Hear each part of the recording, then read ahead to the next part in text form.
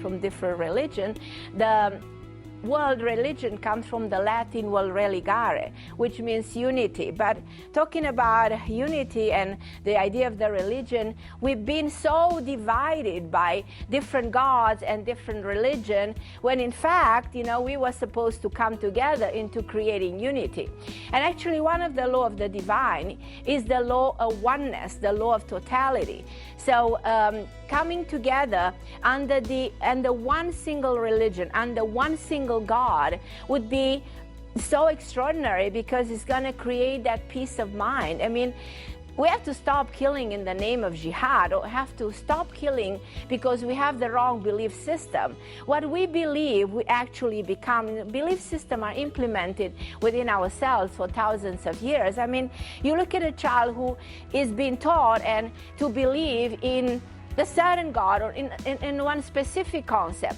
And when he becomes older, he actually acknowledges that there are so many other beliefs that might contradict his beliefs. Like, for instance, we were made to believe that this extraordinary ancient teaching of Abraham, which is the law of attraction, is in reality a law that can change life on earth in a second. And let's say you don't have money, you have a struggle, you can pay your mortgage. If you apply the law of attraction, tomorrow you will have all the money in the world, that simply snapping your fingers, everything is going to happen. Well, guess what? It doesn't simply work this way.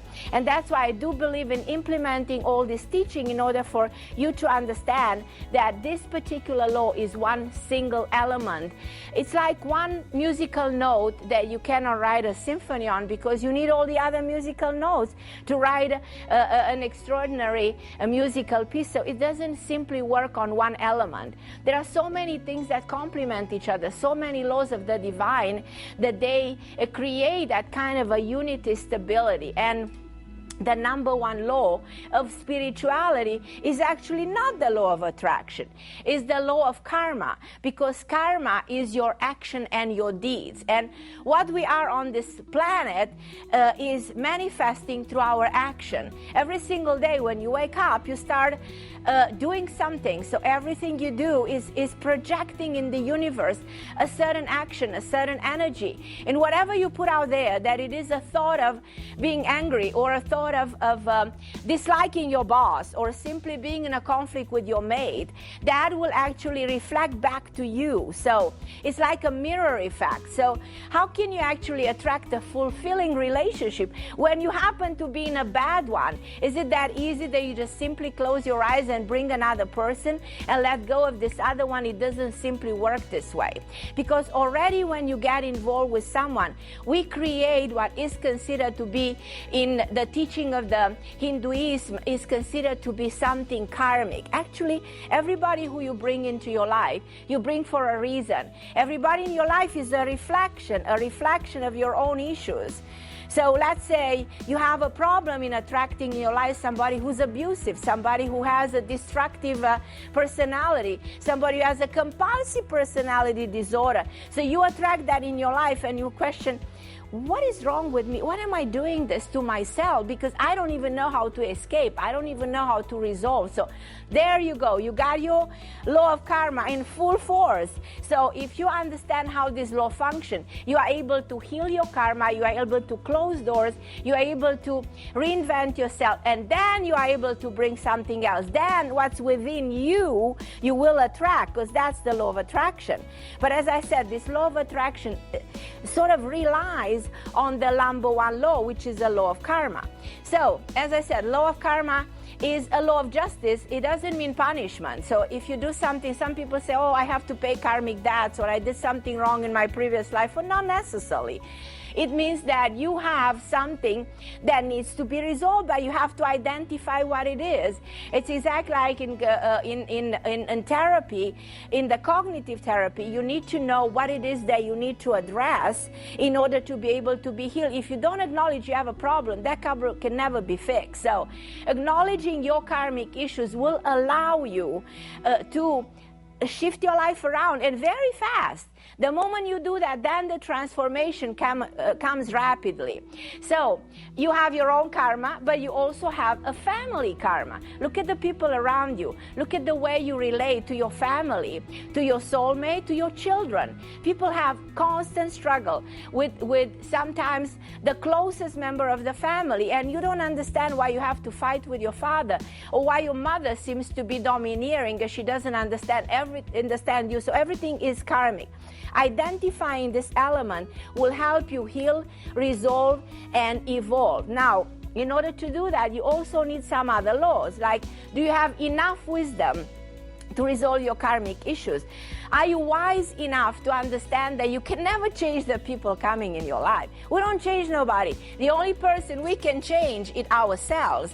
Are you working to change you, or are you stagnant? Because stagnation is a man-made law, and taking action is a law of the divine, and doing something good for yourself means progress and evolution, which is another law of the divine.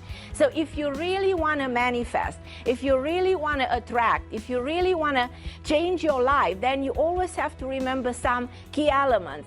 Pay attention to your karma. Try to heal that. Try to use all the wisdom in the world. Try to forgive people. Forgiveness is divine.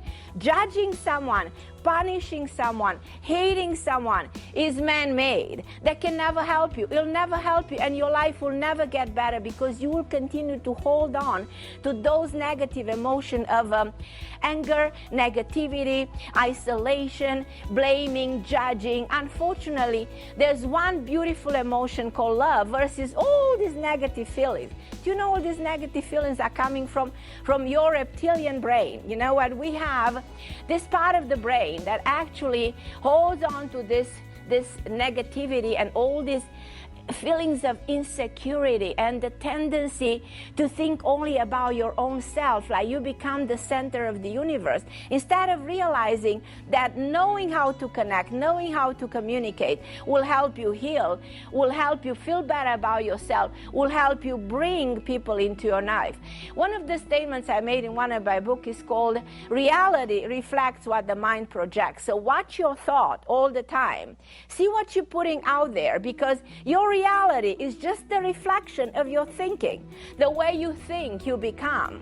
What you think, if you think of you like you are extraordinary, you have gifts, you have talents, that's what is gonna start flourishing within yourself. If you feel that you live in an abundant universe, then you create abundance. Because it used to say that abundance and lack of abundance exist in the same reality in the same time. It's up to you whether you choose to live in an abundant universe, or it's up to you to say, I'm poor, I don't have money, there's nothing in my account. Or you can actually say, I have enough energy and I have enough capacity to create whatever I want. But money is just a form of energy, and it's a relative form of abundance. I think when you look at the people who have great families, have the support group, they have love in their life, that's the true abundance of the universe. So you always have to use a little bit of wisdom and see what matters most for you through a lifetime. And one of the laws that I love the most is the law of evolution. We as species have to evolve, and most likely now, I do believe that if we're not evolving, if we're not raising the consciousness beyond the fear of tomorrow, beyond the fear of this 2012, then we're not evolving. Then we will create a lot of suffering. We'll continue to live in limitation instead of expanding, instead of seeing the good that we can make out of this world. I think, talking about karma and this extraordinary law of the universe, that everything that has been done wrong through thousands of years has been growing and growing, and we reach a stage in which we can see an explosion of karma, an explosion in the Middle East. Where was the world originated? In the Holy Land, in the Middle East, where do you see the trouble happening right now? Where it originated? Where were the numbers created? In Greece, the first time the Greek philosopher Pythagoras, talking about the law of karma, created the concept, the mathematic system of numerology, which was the first country to collapse financially. Greece, go back a year ago, when the Greek people were the first country to declare being bankrupt. So, in other words, if we see things like this, you will acknowledge that everything goes back to the origin, because the concept of karma has a lot to do with memory. Something that happens what part of the world, the earth has memory. Let's say the First World War originated in Yugoslavia. So did the Second War. So did the war, almost the Third World War started also in Yugoslavia, 1999. What does it mean? That part of the world has memory. Where was the first battle in the Middle East between good and bad? Even the Bible talks about Armageddon. What is Armageddon? It's the land of Megiddo. It's a place in the Middle East, in Israel, where it says that the last battle between good and bad will take place there. What do you see today? You actually see a representation of a battle between the good forces, the bad forces, the fight between religion, the fight between people. Why do we have to fight? Why is this world falling apart? I said it many times, this is happening to us because it's the only way for us to evolve. You know, sometimes we used to say that species either die out or they evolve, and we're in that phase. We are in the phase that either we choose to break through all this negativity for centuries, you know, and move on and let go of all the wrongdoing, let go of the bad karma created on earth for centuries of killing each other, and finally stepping and moving on. Did you know that in 1999, December 12, the population on earth was 6 billion? Do you know how many billions we're approaching 12 years later? Think of 12 at 12 months, 12 apostles. Think of 12 gates of Israel. What is 12? It's a complete number of a cycle. 12 years later, we're about to approach 7 million population on earth. What does it mean? 7 is the number of God. When humanity reaches 7, the number of God, humanity actually has to decide to stop this killing process. There's no worse thing on earth than killing each other. That's the bad karma. The moment you kill someone, you created a bad karma for which there is a payment according to this law. It's not that you get punished, but it's a law of justice. So if you harm another human being, you know, you will never find peace. There's no doubt about it. And this is not a law created by me and anybody. It's a universal law. The laws of the divine would always stay the same. But think of how many unfair laws we have today. Is it fair that a credit card charges you 30%? Is it fair what the mortgage companies are doing to you? None of this is fair. All of this is man-made. This has nothing to do with God. How can we stop it? By stopping a process that goes the wrong way. Many people are saying, things are going to get better. The economy is going to get better. Well, my dear friends listening, that's not going to happen this way, because we cannot fix a system that is broken. We used to say from the beginning of time, from the ancient teaching of the Judaism, from the Kabbalah, from the ancient Lemuria, that at the beginning of times, this world was shattered in pieces, and we are here to put the pieces of the puzzle together and create that beautiful world that is fragmented into pieces. How can we do this? Infusing this divine, knowing the laws of the divine will help us create that amazing life on earth. So as I said, don't be scared by what goes wrong in the world today, because it's almost like it has to go this way in order to come to an end. It's almost like a disease in which you acknowledge that there's only one way. You have to eliminate an organ that doesn't function, that is that, and replacing with a brand new one. I think that many karmic experiences that Earth has been facing, and we as humanity have been facing, is coming to some kind of a resolution. This is the era in which humanity comes as one, united under one religion, one monetary system, one form of leadership. It's hard to imagine it right now because you're in the middle of turmoil, and it's like being on a boat when you see that the weather is that bad and you think you're going to sink, and when none of this is going to happen. we're going to see the sun again, and the life forces are going to win, because divinity always wins, and we are divine. We are all the children of God. Thousands of years ago, we were afraid when Jesus said, I'm the child of God. Now we acknowledge we all can be God. It is within our DNA. We are divine. We're so beautiful and perfect creatures, and we have to prove our beauty, and we have the capacity and the ability to change life on earth. Another law that I believe a lot is in it, and I really truly believe that this is so relevant in this time, is the law of infinite possibilities. Like if you think of the quantum physics saying past, present, and future exist at once, that's what this law of infinite possibilities. Everything lives at once. Everything happens in the same moment.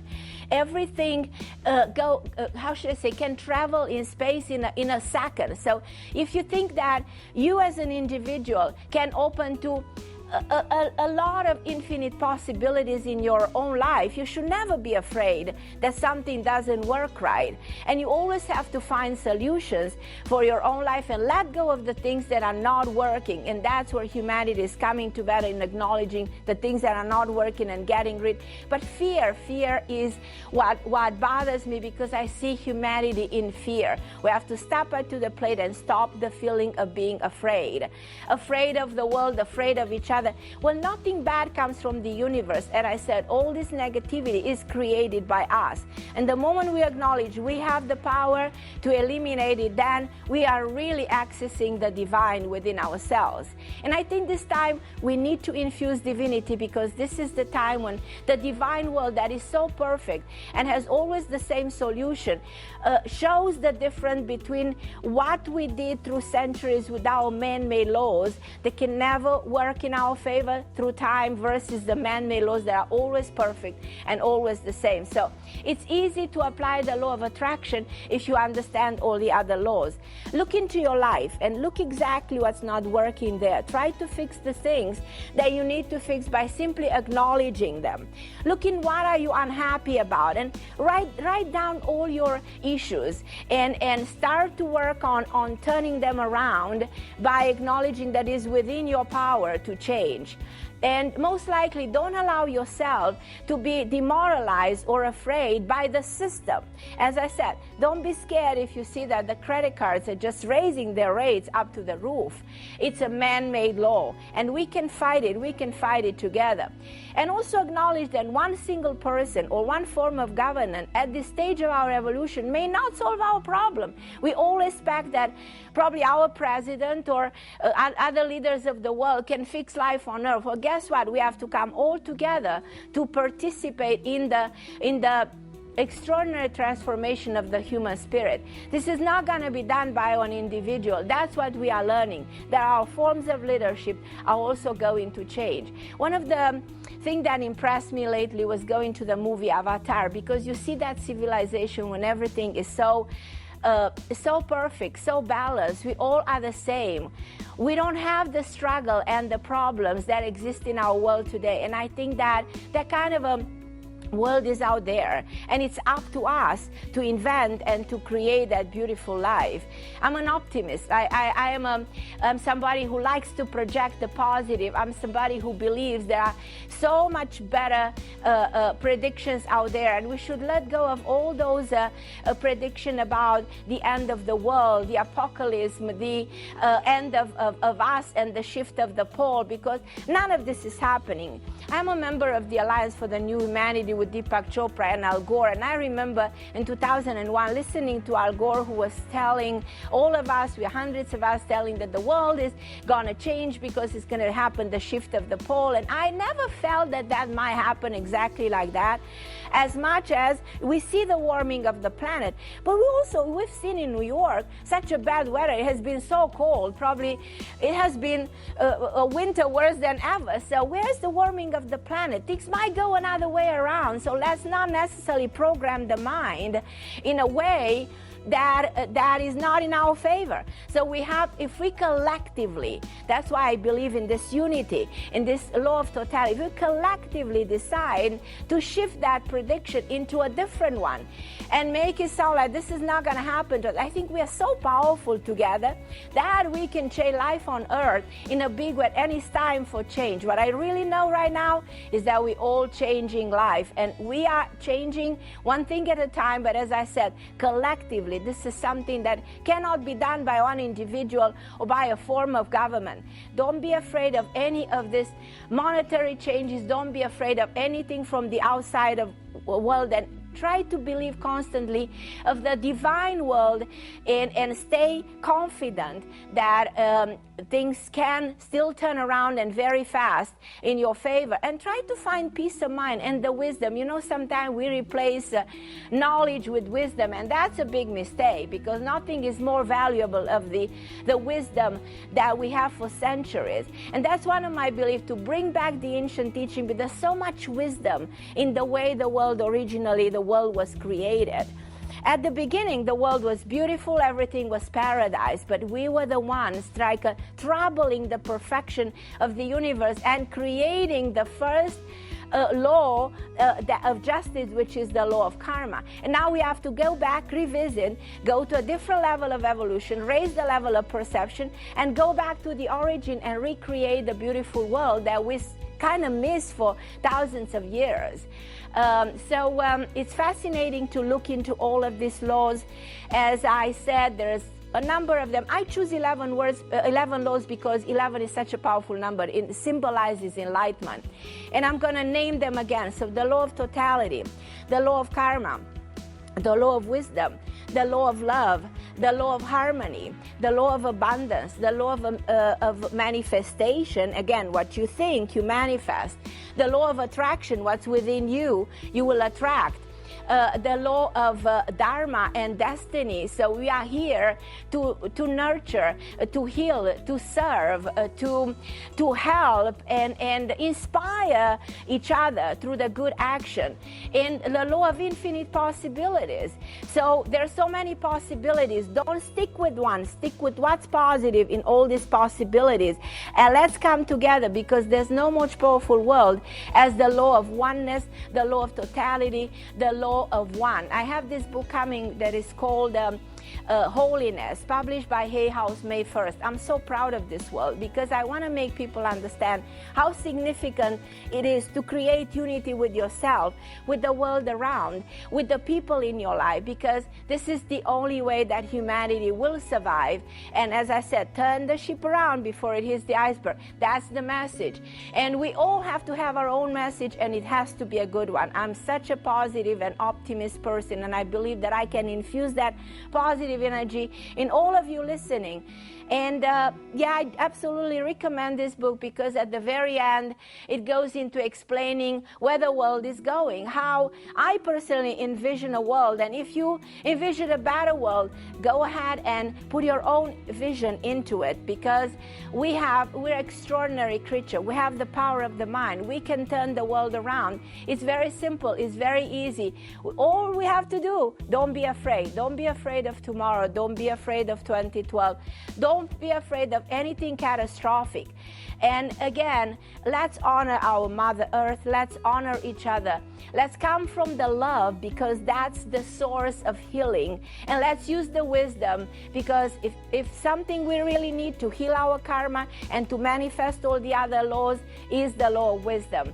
I hope that you enjoy, and I'm really ready for whatever questions you guys might have, because that's so empowering for me to see what you have to ask. We do have a bunch of questions for our participants, and we're so excited to hear from you. Meow Mix 89 wants to hear about, you mentioned the law of totality. Yes. They want to know, what is the law of totality? Totality is unity, unity with the divine and unity with each other. So we're so interconnected, we're so interwoven in the fabric of creation. You know, if something happened in Greenland affects the Iceland, if something happens to you, it will affect me, your neighbors, your friends. So we are interconnected. There's an amazing interconnectedness between each other. And I think we should always remember that we're not isolated. We are not separated. We are part of the totality. We are part of the whole, of the oneness. So the world is one. I think when Michael Jackson says, we are the world, we are the people, we are one, and all this amazing, music that has been created by John Lennon, who said, let's imagine a world with no countries, no religion, no negativity, and no fight, no killing each other. Then we're going to be happy. And it resonated 40 years later, this amazing song, Imagine. It's exactly what the law of totality is all about. The law of totality is is one. Okay. Imagine one single world with one religion, and we all are equal. We all love each other. It might sound so impossible, but it is possible, and it will resonate in your heart. And that's exactly deep inside ourselves. We all want the same thing. We want equilibrium. We want to be the same. We want to be equal, and we want to love each other unconditionally. And one is everything. Oneness in everything. Law of totality. Got it. That was from Meow Mix. Okay. Born to Rock 67 wants to ask you, what can I do to improve our world? What's one step you would give this man to improve the world if you could do one thing? One thing is look around you and do an act of kindness. If you can help your neighbor, if you can do something good for a poor animal at the corner of the street, if you can rescue someone, if you can give a piece of bread to someone who's hungry, if you have $1 and you want to split in half, what you have, it will multiply, and it's going to come to you in a million ways, and you're going to feel rewarded. You're going to finally feel good about your own self. So doing good is everything. So I want to remind everyone that if you want to learn more about these, you can look at the 11 Internal Principles, a book that came out, Carmen Harra. And will you go ahead and name the 11 principles for us one more time? Yeah, one more time. So totality is the number one, the law of karma, the number one law of spirituality. The law of wisdom, use wisdom in your life to accept the things the way they are and change what you can change. The law of love, the pure, the unconditional love that we need in our life. The law of harmony. The universe is so perfect, so harmonious. The law of manifestation. The law of attraction. The law of infinite possibility. The law of dharma. The law of evolution. We are here to evolve as species, most likely now more than ever before. And there's 11 principles because it's such a strong number. Because 11 is the number in enlightenment, and 2012, December 21st, equals an 11. We're in the era of 11. We have an 11 president, a president with an 11 numerology in the White House. Even his running mate is an 11. Even his wife, Michelle Obama, is an 11. How powerful and significant this 11 is, meaning all these people are actually trying to bring us together.